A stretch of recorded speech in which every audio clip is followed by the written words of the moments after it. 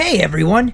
If you're new here, don't forget to hit that subscribe button and ring the bell so you never miss out on any of the spooky content we've got lined up for you. Today we're diving into something that caught me completely off guard.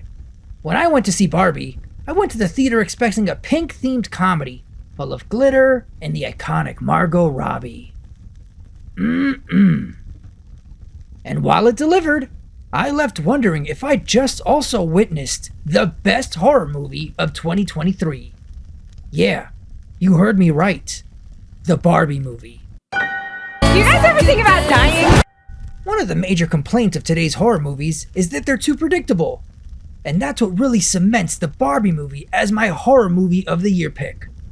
I did not see it coming at all.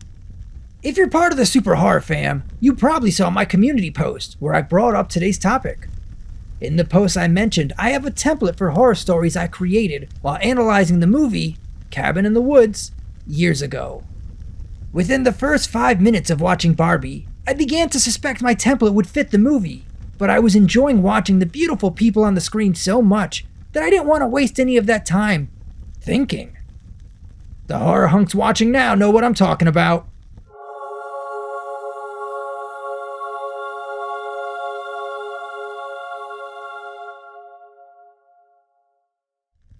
There are many writing templates out there, especially for horror, but the one I'm using for this story is 7 steps. Step 1, the introduction, where we meet the characters and establish the norms. Step 2 is foreshadowing. These are the first hints of the coming horror. Step 3, fun and games, a period of false security or temporary relief. Step 4, the unraveling. The horror begins to manifest itself clearly. Step 5, and this one's one of my favorites, the false hope. A momentary respite, or a solution appears. Step 6, upside down world. The worst case scenario unfolds. And then step 7, the resolution, which can either be triumph or tragedy. Papa Bones forgot to mention, spoilers are coming right now. He can't explain how Barbie is a horror movie without talking about the movie. If you want to watch the Barbie movie unspoiled, you need to stop this video now. Now it's time to reveal how the Barbie movie is perfect for this template. The Barbie movie is a horror movie. For Ken. That's not a joke. In the very beginning, the narrator says Ken is only having a good day when Barbie is looking at him. I laughed so hard when I heard that. Now this could have just been some clever joke, providing commentary on how boys and girls interact. But I instinctively knew there was something more behind this line. Let's think about Ken for a moment, played by the talented Ryan Gosling. Ken is not some lovesick puppy, though his funny faces and longing looks at Barbie do send that message. Ken was made for Barbie. Ken is like Barbie's dream house, or one of her fun pink cars, or a purse. Now, this might sound like the setup for a comedy, but really think about it for a moment. Imagine being created solely to be an accessory to someone else's life. This isn't just a setup for laughs. It's the setup for psychological horror, a nightmarish reality where your entire existence is tied to another person's whims. The line, Ken is only having a good day when Barbie's looking at him, is a haunting mantra that defines Ken's entire existence. Just like the perfect purse or car. If Barbie isn't using him, he's nothing. Unseen, unwanted, and unloved. And let's not forget, this is a world where both Ken and Barbie don't have, private parts. This is actually stated in the movie. They are, in fact, life-size doll equivalents. So Ken's desires to be with Barbie isn't even tied to Ken wanting intimacy. It's something far deeper and more troubling. It's existential. His happiness is governed not by his own actions, but by whether or not he catches Barbie's fleeting attention. Now, if you haven't seen the film yet, you might think I've simply read really far into a silly comedy, but my suspicions were reaffirmed throughout the movie. Ken is discounted as being absolutely nothing time and time again, including by the head of Mattel. So with this in mind, let's apply my 7-step horror writing template to Ken's storyline in the Barbie movie to see just how chilling it really is. In step 1, the introduction, we meet Ken, who at first glance seems like Barbie's dream guy, but there's a hint of horror from the get-go when the narrator reveals to us that Ken is only having a good day when Barbie is looking at him. That is his reality. He's an object, made to cater to Barbie's whims. Desperate for Barbie's attention, Ken pulls a little kid look what I can do and ends up getting hurt while surfing. Barbie rushes Ken to Dr. Barbie's, and he's fine. Better than fine even, because he got to be alone with Barbie for a few moments. In those moments, he asks Barbie about her plans for that evening. Barbie tells him she's having a party, and he can join.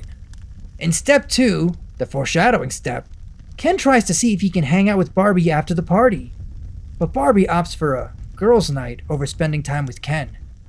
She pretty much shoos him away, reinforcing his secondary status in her world. As she walks away, Ken whispers he loves her too. This is Ken acting out a scene in his mind, where Barbie has given him some sort of emotional sustenance. This moment provides a real-time view of Ken's emotional isolation, and a dark foreshadowing of what's coming. The next morning, Barbie is having a crisis that can only be corrected by her visiting our world. Ken secretly hides in the backseat of her dream car and reveals his presence to her later.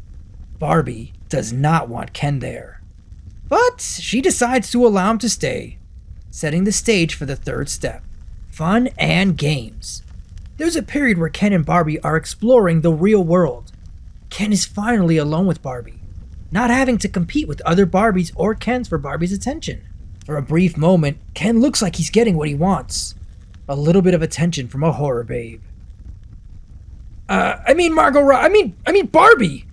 But Barbie is preoccupied with solving her own very real problem. She again shoos him away. And that's when Ken learns about the patriarchy! An exciting system where men rule everything! Oh, also there's horses. Ken ends up going back to Barbie Land without Barbie and institutes patriarchy, which is really just Barbie Land with Ken's in charge. In step 4, the unraveling, things take a dark turn for Ken when Barbie comes back to Barbie Land. The Kens have taken over everything, with Ryan Gosling's Ken as their leader. It seems like he's finally gained some control, as he's literally taken over Barbie's dream house and converted it into his own house. And here comes Barbie. Even though Ken's managed to amass all of this power, Barbie still doesn't want to be with him.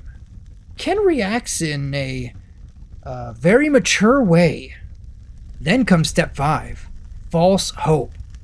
Barbie agrees to be with Ken. He thinks he's finally achieved what he's always wanted, but his triumph is short-lived. This moment of happiness is actually a crucial part of Barbie's intricate plan to get her house back and restore Barbie Land. In step 6, we have a catastrophe on our hands. When the moment is right, Barbie and the other Barbies switch Kens to make them jealous of one another. This causes a rift between the Kens, and they begin to go to war with each other. Kind of? It's like a war with wiffle ball bats and pool toys, so probably a good thing Barbies weren't there to see this happen. Pretty much if one G.I. Joe were to show up, he could just take over Barbie Land. Unless they had some trained horses or something. Honestly, after seeing this, I kind of understood why Barbie wasn't interested. What the hell were they doing?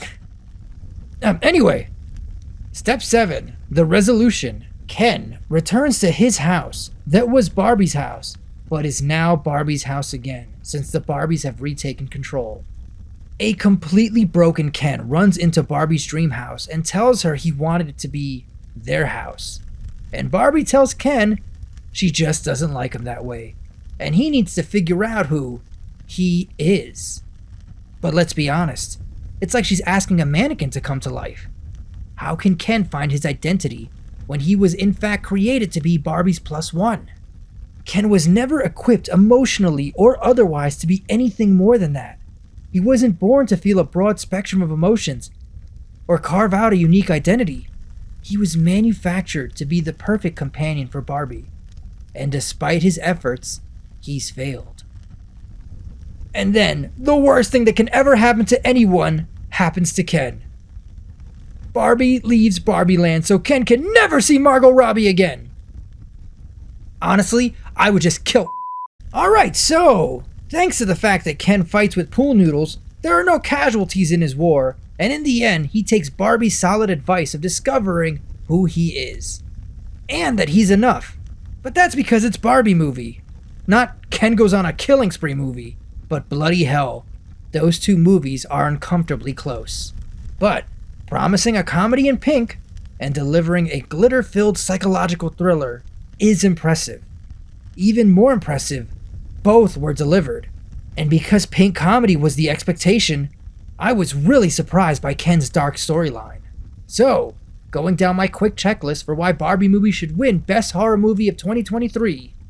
Horror babe Margot Robbie is in it. Check. A dark horror twist you won't see coming. Double check. A compelling psychological downfall that makes us question our own existence. Check. When it comes to delivering horror in the most unexpected package, the Barbie movie has done it brilliantly. The layers of darkness hiding under the glittering surface make it not just my favorite horror movie of the year, but perhaps one of the most unexpectedly profound. I hope you all enjoyed watching this analysis. Let me know what you think in the comments. Have you seen the Barbie movie? Did you just skip it but think you'll watch it now? Let me know in the comments. Before we wrap up, I want to leave you with this thought. Just like Ken, many of us struggle with the feeling of being secondary characters in someone else's story. And as we've seen, that can be a horrifying feeling. But unlike Ken, you have the emotional depth and complexity to forge your own narrative. You are not an accessory to someone else's life. You are the lead character in your own epic tale. There are ups and downs and ins and outs, but you survive, and you do the best you can with what you have. That's why you're part of our super horror family. Because you're someone who looks beneath the surface, who appreciates the hidden layers in stories, and in life. So if you're ever feeling like Ken, sidelined, and emotionally unequipped, remember, you are capable of so much more. You are incredibly valuable, and every step you take, no matter how small it seems, is a step towards becoming the person you are meant to be. So be proud of those steps, and know that they count. Thanks for watching, everyone. Don't forget to smash that like button if you're Ken-uff. Also ring that bell so you don't miss next week's horror story. Safe house.